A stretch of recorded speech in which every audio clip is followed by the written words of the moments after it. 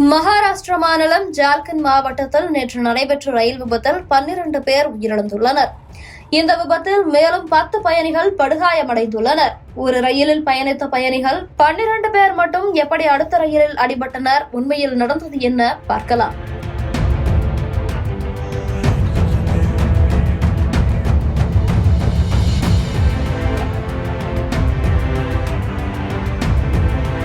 ஜார்க்கண்ட் மாவட்டத்தில் மஹேஜி மற்றும் பர்தானா நிலையங்களுக்கு இடையே உள்ளது பச்சோரா ரயில் நிலையம். இங்குள்ள ரயில் பாதையில் வந்து கொண்டிருந்துள்ளது புஷ்பக் எக்ஸ்பிரஸ். அப்போது ஏதோ ஒரு பயணி ரயிலை நிறுத்த முயன்ற ரயில் பெட்டியில் உள்ள அவசர கால சங்கிலியை இழுத்துள்ளார். இதனால் ரயில் சட்டென நிறுத்தப்பட்டுள்ளது. அவசர கால பிரேக் என்பதால் தண்டவாளத்தில் உராய்வு ஏற்பட்டு தீப்பொறிகள் பறந்துள்ளன. இதனை பொதுப்பெட்டியில் இருந்த பயணிகள் பார்த்துவிட்டு ரயிலில் தீப்பிடித்து விட்டது என எண்ணி பயத்தில் கத்தியுள்ளனர். அப்படியே ரயிலில் தீப்பிடித்து விட்டது என்னும் வதந்தி பரவ தொடங்கியுள்ளது. இதனால் அச்சத்தில் இருந்த பயணிகள் உயிரை காப்பாற்றிக் கொள்ள ரயிலிலிருந்து இரு வழிகளிலும் குதித்து ஓடியுள்ளனர்.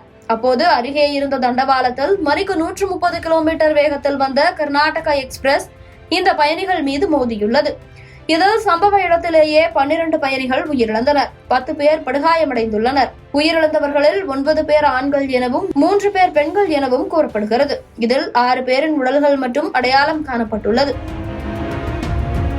மேலும் காயமடைந்த 10 பேரின் நிலை கவலைக்கிடமாக உள்ளதாகவும் தகவல்கள் வெளியாகியுள்ளன.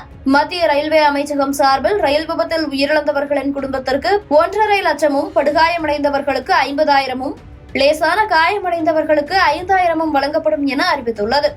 மகாராஷ்டிரா மாநில முதல்வர் ரேவந்த் பட்னாவிஸ் மாநில அரசு சார்பில் உயிரிழந்தோர் குடும்பத்திற்கு 5 லட்சம் நிதியுதவி அளிக்கப்படும் எனவும், காயமடைந்தவர்களின் அனைத்து மருத்துவ செலவுகளையும் மாநில அரசு ஏற்கும் எனவும் தெரிவித்துள்ளார்.